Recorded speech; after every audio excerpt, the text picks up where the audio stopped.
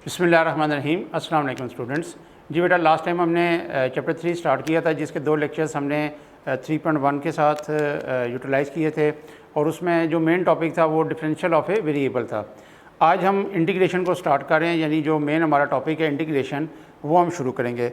Integration basically क्या है? It is reverse process of derivative, यानी आपने किसी फंक्शन का जो डेरिवेटिव ले लिया है, जो आंसर आ चुका है, उसको इंटीग्रेट करेंगे तो वापस उसी जगह पे पहुंच जाएंगे जहां पे जिस फंक्शन का आपने डेरिवेटिव लिया था।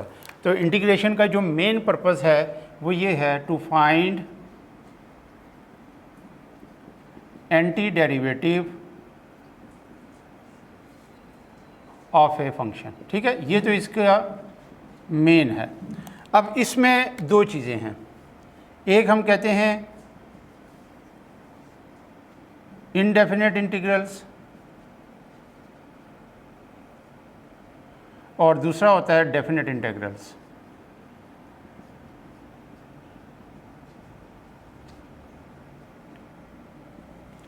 इनडेफिनेट इंटीग्रल्स तो यही चीज़ है जो अभी मैंने आपसे बात की कि फंक्शन का एंटी डेरिवेटिव फाइंड करके उसको वापस ओरिजिनल फॉर्म तक पहुंचाना, ये क्या कहलाता है? Indefinite integrals.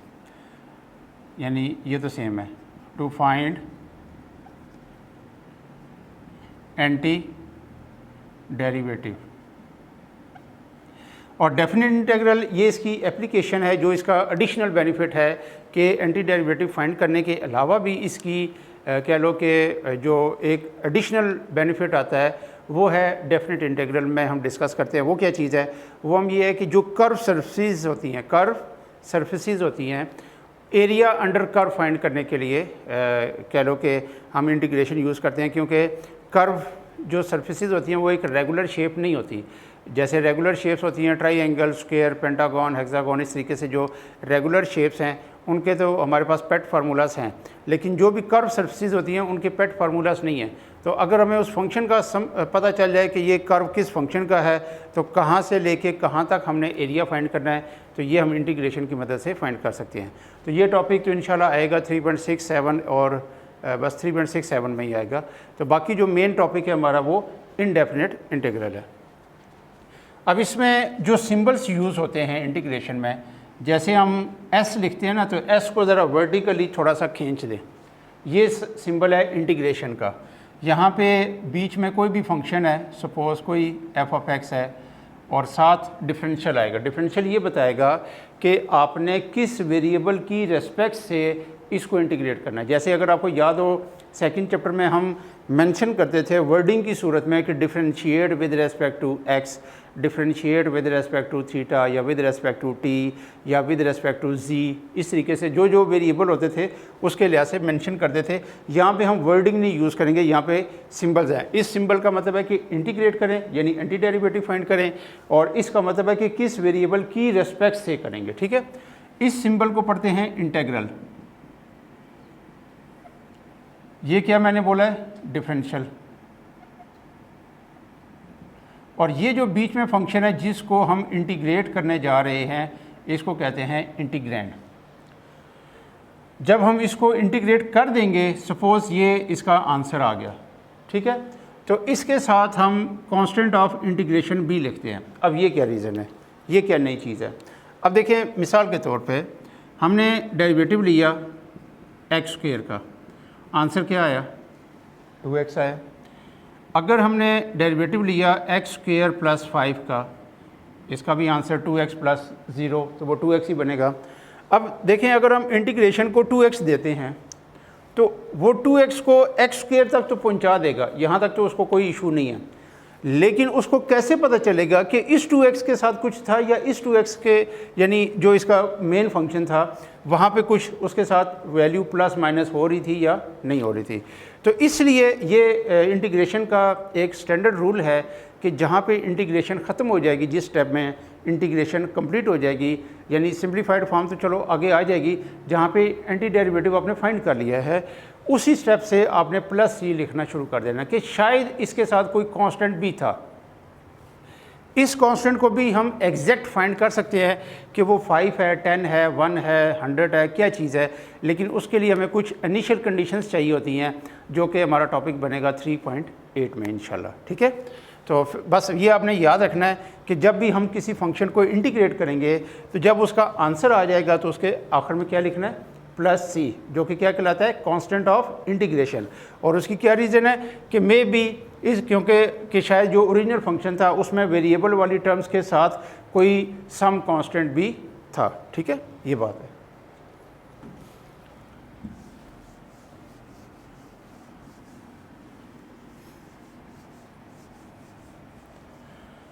अभी स्टार्ट में मैं थोड़ा थोड़ा करके आपको गाइड करूंगा कि डेरिवेशन में हम क्या करते थे और इंटीग्रेशन में वो चीज़ रिवर्स कैसे होगी। अगर मैंने शुरू में सारी चीज़ें इकट्ठी करके आपको एक ही दफ़ा समझा दी तो आपके लिए उसको एब्जॉर्ब करना ज़रा मुश्किल हो जाएगा। तो आप याद करें, ये देखें मैं आपके सामने लिख रहा हूँ, ये चलें इधर ही लिखते हैं। डेरिवेटिव में जब आप किसी कांस्टेंट टर्म का डेरिवेटिव लेते थे तो आंसर क्या आता था, 0। तो अब इंटीग्रेशन में याद रखना है, जब आप किसी भी ज़ीरो वैल्यू को इंटीग्रेट करेंगे तो ये ज़ीरो नहीं आएगा। इंटीग्रेशन में आपने ज़हन को यूँ हाजिर रखना है कि ये किसी फंक्शन का डेरिवेटिव हो चुका है, तो आप वापस ज़हन डेरिवेटिव की तरफ लेके जाओगे कि किस फंक्शन का डेरिवेटिव 0 होता था, तो वो एनी कांस्टेंट टर्म उसका डेरिवेटिव 0 होता था। तो अगर 0 की इंटीग्रेशन आ जाए जो कि MCQ टाइप आएगी तो आपने उसका आंसर C या कांस्टेंट जो भी वर्ड लिखा होगा वो नोट करना है। फिर आपको याद है कि आपने देखा था कि x का डेरिवेटिव क्या था, 1। तो इंटीग्रेशन में अगर 1 आ जाए, यानी 1 लिखा हुआ है या ऐसे नहीं लिखा हुआ, दोनों का एक ही मतलब है। ठीक है, तो उस केस में क्या होगा, जो ये वेरिएबल होगा ना ये वाला डिफरेंशियल में, वो वेरिएबल 1 टाइम आ जाएगा। ठीक है, और प्लस सम कांस्टेंट के शायद इसमें ओरिजिनल फंक्शन के एंड पे कोई कांस्टेंट टर्म भी थी। तीसरी चीज़ आपने पढ़ी थी कि अगर पावर आ जाए तो हम क्या करते थे, पावर शुरू में base as it is, power में से एक कम, ये इसका पहला स्टेप था, और इनटू बेस का डेरिवेटिव, ये 2 स्टेप होते थे। पावर रूल में कितने स्टेप थे, 2। पावर शुरू में, base as it is, power में से एक कम, और यहाँ पे इनटू बेस का डेरिवेटिव। तो x के केस में क्योंकि डेरिवेटिव 1 होता था वो हम शो नहीं करते थे। मैंने कहा था कि ये चीज़ अंडरस्टूड है, आप शो ना भी करें तो कोई इसका इशू नहीं है।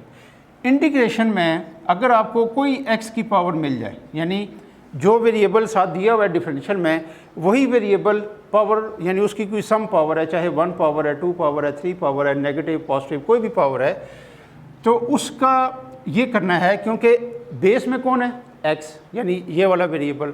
अगर ये बेस का डेरिवेटिव 1 है, ये वाली सिचुएशन है, यानी बेस का डेरिवेटिव क्या है, 1, तो सिंपल इसकी पावर को इंक्रीज़ करें। यहाँ पे हमने क्या किया था, डिक्रीज़ किया था, तो यहाँ पे हम क्या करेंगे, पावर को इंक्रीज़ करेंगे 1 टाइम, और जब ये पावर इंक्रीज़ हो जाएगी तो वही सेम पावर डिनोमिनेटर में लिखेंगे। तो ये देखें यहाँ पे दो चीज़ें थी, फुल पावर मल्टीप्लाई हो रही थी, उसका उलट क्या हो जाएगा, डिवाइड हो रही है फुल पावर में से एक माइनस हो रहा था, यहाँ पे क्या हो जाएगा, जो पावर n है उसमें 1 ऐड हो जाएगा। ठीक है, और प्लस सम कांस्टेंट। अब इसको आपने यूँ याद रखना है कि जब भी बेस का डेरिवेटिव साथ दिया गया होगा, बेस का डेरिवेटिव, और उसकी कोई सम पावर है तो आप उसकी पावर में 1 ऐड कर सकते हैं, या अगर बेस का डेरिवेटिव दिया हुआ है तो फिर तो फ़ौरन ही पावर में 1 ऐड करेंगे, या अगर बेस का डेरिवेटिव बन सकता है तो फिर आप क्या करेंगे, उसमें 1 ऐड करेंगे। मसलन ये 2x + 1 की पावर 3 है, आपको इंटीग्रेट करने का कहा गया है। तो अब यहाँ देखें बेस का डेरिवेटिव क्या है, 2, जो कि यहाँ पे नहीं दिया हुआ, एडिशनली नहीं दिया हुआ। तो मैं क्या करूँगा, मैं एक 2 जो मुझे रिक्वायर्ड है वो यहाँ पे मल्टीप्लाई करूँगा कि ये बेस का डेरिवेटिव मैंने साथ शो किया, और क्योंकि ये मैं अपनी तरफ से स्टेप कर रहा हूँ तो इसको बैलेंस भी करूँगा 2 से। अब बेस का डेरिवेटिव साथ है तो इसकी वजह से क्या होगा, इसकी पावर में 1 ऐड हो जाएगा, 3 पावर ऐड होने के बाद ये आपने नीचे लिखना है। ठीक है, तो इसका फाइनल आंसर आ जाएगा 2x + 1 raised to the power 4, 4 2 8। तो आप देख सकते हैं कि अगर आप इसको डेरिवेटिव में दोबारा लेके जाते हैं 1/8 पीछे हो जाएगा, 4 शुरू में, एक पावर कम, फिर बेस का डेरिवेटिव, तो ये 8 कैंसिल होके आप यहाँ तक पहुँच जाएंगे। ठीक है, तो शुरू में अभी यही चीज़ें हैं, पहले हम इन्हीं से रिलेटेड क्वेश्चन कर लेते हैं ताकि थोड़ा सा इस पे ज़हन चलना शुरू हो जाए, और फिर हम आगे चलेंगे।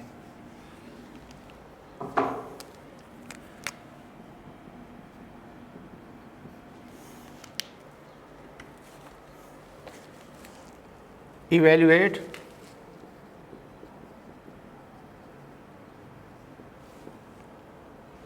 first part integral 3x square minus 2x plus 1 dx.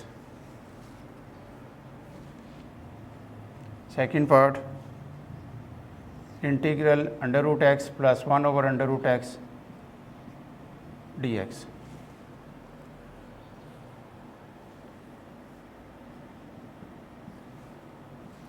Integral x into under root x plus 1 dx.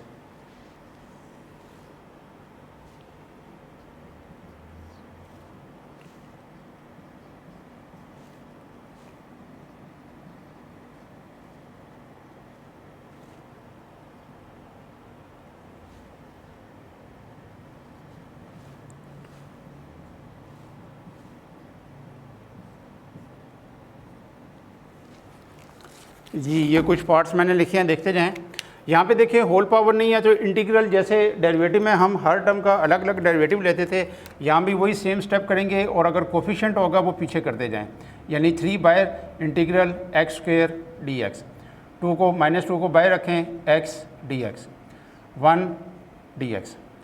अब देखें अगर सिर्फ वेरिएबल है, जैसे ये एक्स अकेला वेरिएबल है तो इसकी बेस का डेरिवेटिव होता है 1, यानी बेस का, तो वो तो 1 के केस में उसका डेरिवेटिव शो नहीं करना, 1 के अलावा होगा। जैसे मैंने अभी थोड़ी देर पहले आपको एग्जांपल दी थी तो फिर वो शो करना है। तो अभी क्या करेंगे, जहाँ पे सिर्फ वेरिएबल आएगा उसकी पावर में 1 ऐड करते जाएं सिंपली, -2, यहाँ पे x की पावर 1 है तो 1 ऐड करते जाएं। अब ये 1 है तो 1 के केस में मैंने कहा था ये साथ जो जिस वेरिएबल का डिफरेंशियल होगा वो वाला वेरिएबल 1 टाइम आ जाएगा। अब देखो इस स्टेप में इंटीग्रेशन का साइन खत्म हो गया तो +c भी आप लिखेंगे और +c ओवरऑल पूरे क्वेश्चन का एक आएगा। ये नहीं कि हर इंटीग्रेशन के साथ +c नहीं, पूरे क्वेश्चन में एंड पे एक c लिखना है। ये आ गया 3x³ over 3 minus 2x square over 2 plus x plus 2। इसमें से देखें ये कैंसिल हो गए तो हमारे पास बच गया x³ minus X square plus X plus C. आप दोबारा चेक करें, अगर मैं इसका डेरिवेटिव लूँ तो देखें ये बनता है कि नहीं। इसका डेरिवेटिव होगा 3 शुरू में एक पावर कम 3x स्क्वेयर, ये 2 शुरू में एक पावर कम 2x, x 1 हो गया और कांस्टेंट 0 हो गया। यहाँ देखें यहाँ भी होल पावर नहीं है तो आप इसको अलग अलग करेंगे। ये x की पावर 1/2 dx, यहाँ से इस x को ऊपर ले आएँ, ये x की पावर -1/2 dx। ये भी सिंपल वेरिएबल की पावर है तो आप क्या करेंगे, इसकी पावर में 1 ऐड कर देंगे सिंपली, x की पावर -1/2 प्लस 1 -1/2 प्लस 1 और इंटीग्रेशन ख़त्म हो गया तो +c। अब डिनोमिनेटर में यहाँ बनेगा 3/2, वो ओवर में बन रहा है तो उसका रेसिप्रोकल लेके इसके सामने लिख दें 2/3, ये बनेगा 1/2 तो वो 2 हो जाएगा और इधर से x की पावर 1/2 और +c। ठीक है जी। यहाँ देखें यहाँ पे इसकी होल पावर नहीं है, ये बाहर x मल्टीप्लाई हो रहा है तो इसको अंदर मल्टीप्लाई करके इंटीग्रेशन अलग अलग कर दें। इसकी 1 पावर और इसकी हाफ पावर ये आपस में ऐड होगी dx, x 1 से मल्टीप्लाई होगा तो x आ जाएगा dx। ये क्या बना, x की पावर 3/2 dx और ये इंटीग्रल x dx। अब ये देखें सिंपल x की पावर तो क्या करेंगे, इसकी पावर में 1 ऐड कर देंगे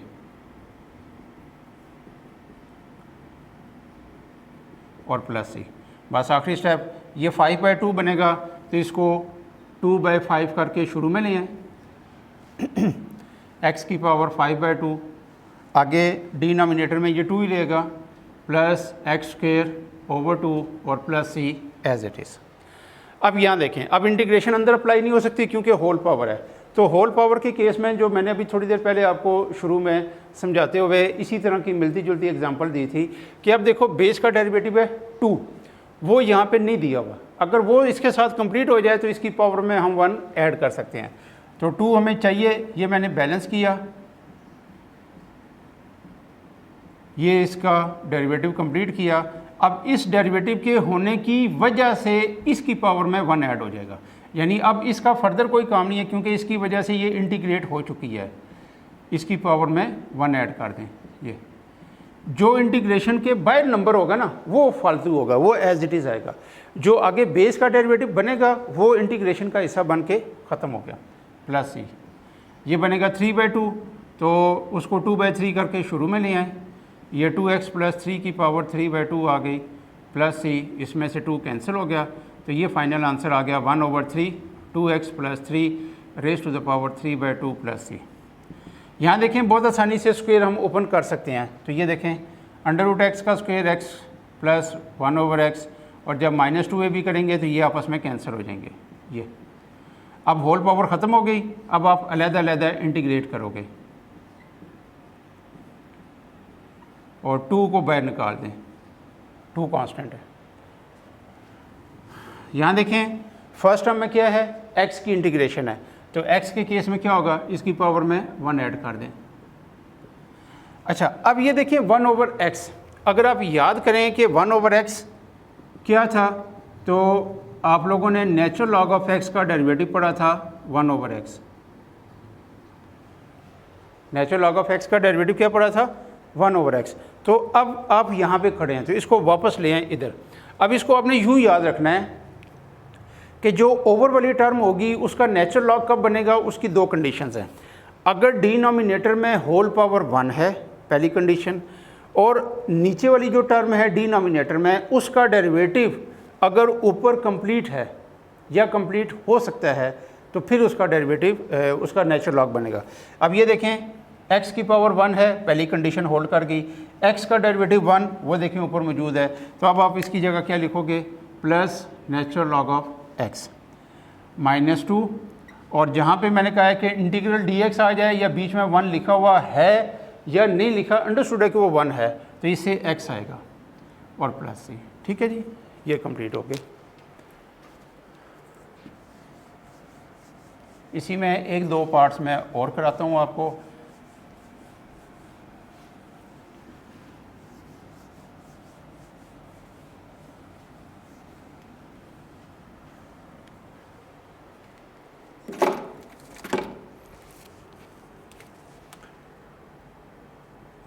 part number 8, integral √y × y + 1 over y dy, और लास्ट पार्ट है इंटीग्रल e की पावर 2x + e की पावर x ओवर e की पावर x dx। जी बेटा यहाँ देखें ये √y मल्टीप्लाई हो रहा है और ये डिवाइड हो रहा है, तो सिंपली ये करें कि इनको अलग अलग कर दें, √y × y ओवर y, ये फर्स्ट टर्म होगी अलग, प्लस √y 1 से मल्टीप्लाई होकर ये आ गया ओवर y dy। तो इसमें तो देखें ये तो y कैंसिल हो गया, यहाँ पे y की 1 पावर है और ये हाफ पावर है, तो इसको नीचे से ऊपर लाना है ताकि इंटीग्रेट करने में हमारे पास आसानी हो। ये y की 1/2 और डिनोमिनेटर से -1 आ गई, तो ये बन जाएगा y की पावर 1/2 dy, और इसको जब सॉल्व करोगे तो y की पावर -1/2 dy। ठीक है जी। अब ये सेम क्वेश्चन वही है जैसे मैंने x के साथ कराया है, सिर्फ क्या वेरिएबल ऑफ y आ गया, तो इसको वही समझिए जैसे हम x के साथ करते हैं। तो ये वेरिएबल की पावर है, तो इसकी पावर में 1 ऐड कर दें सिंपली। यहाँ भी देखें सिंपल वेरिएबल है, इसकी पावर में 1 ऐड कर दें, प्लस सी। ये 3/2 बनेगा तो 2/3 करके शुरू में ले आएँ, ये 1/2 बनेगा तो 2 होके शुरू में आ जाएगा, प्लस सी। यहाँ देखें e की पावर 2x को अलग कर दें e की पावर x के साथ, और आखिरी टर्म को e power x over e power x अलग कर दें। ये ऊपर जाके जब माइनस करेंगे e की पावर 2x - x dx, और ये तो सिंपली कैंसिलेशन हो जाएगी 1 dx, तो ये रह गया e की power x dx plus 1 dx। अब देखें आपको याद होगा जब आपने e की पावर x का डेरिवेटिव लिया था तो हम कहते थे कि exponential function as it is into power का डेरिवेटिव। अब इसमें पावर कौन है, x का डेरिवेटिव क्या होता है 1, यानी e पावर x का डेरिवेटिव क्या होता है e की पावर x ही होता है। तो अब आपने यूँ याद रखना है इंटीग्रेशन में e पावर x की जो इंटीग्रेशन होगी वो यूँ होगी कि अगर उसकी पावर का डेरिवेटिव उसके साथ है या बन सकता है तो e एज इट इज़ आ जाएगा। अब e की पावर में कौन है, x, जिसका डेरिवेटिव क्या है 1, वो तो अंडरस्टूड है कि 1 हम इसके साथ शो करें ना करें वो है ही है, तो ये क्या आ जाएगा e की power x as it is आ गया। अब फ़र्ज़ कर लें सिर्फ समझाने के लिए, यहाँ पे e की पावर 2x होता, क्या होता e की पावर 2x, तो 2x के केस में डेरिवेटिव बनता है 2, तो वो अगर नहीं था इधर होता तो फिर मैं 2 से मल्टीप्लाई करता, 2 से डिवाइड करता और फिर e को एज इट इज़ लिख देता, ठीक है। यानी e में कोई चेंज नहीं आएगी, बस सिंपल याद रखना है कि e की पावर का जो डेरिवेटिव है e की पावर का वो साथ अगर मौजूद है तो e एज इट इज़ आ जाएगा, और +1 की इंटीग्रेशन x और ये कांस्टेंट, ठीक है। तो ये क्वेश्चन नंबर 1 के तकरीबन मैंने 6-7 पार्ट्स आपको करा दिए हैं, 6 पार्ट्स मेरे ख्याल में मैंने करा दिए हैं, टोटल इसके पार्ट्स हैं 9। तो बाकी जो 3 हैं वो वही हैं जो मैंने अभी आपको करा दिए हैं, ये ई वाला सिर्फ एक ही पार्ट था। तो इंशाल्लाह नेक्स्ट लेक्चर में हम इसी एक्सरसाइज को कंटिन्यू करेंगे। टिल देन अल्लाह हाफिज़।